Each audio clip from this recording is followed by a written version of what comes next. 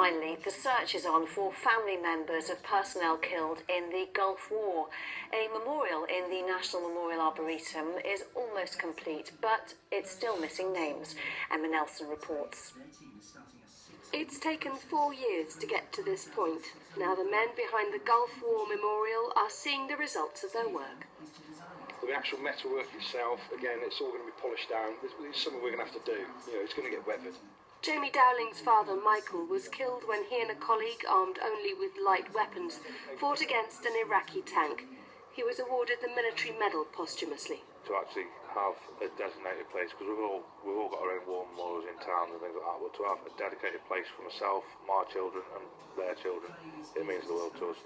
They've done everything themselves, from the design process to finding the £75,000 it cost to build at the Royal National Memorial Arboretum. But there's one last element missing. 47 servicemen died. 43 of their families have been found. There are still 4 to go. Flight Lieutenant Robert Collier, 16 Squadron RAF. Flight Lieutenant Stephen Hicks, 15 Squadron RAF. Motorman Peter Harris from the RFA Orange Leaf. And Corporal Stephen Lane of the Royal Engineers. It's nice to have the responsibility again. Sometimes it's a bit frightening, but as I said, it's given me a sense of worth, if I can say that. A sense of worth, knowing that I can still do for the guys that I was responsible for back then. When this memorial is finished, there will be a service crest on each of the 3 pillars. The names of the 47 men who died will be engraved on the floor, and there'll also be inscriptions in English, Latin and in Arabic.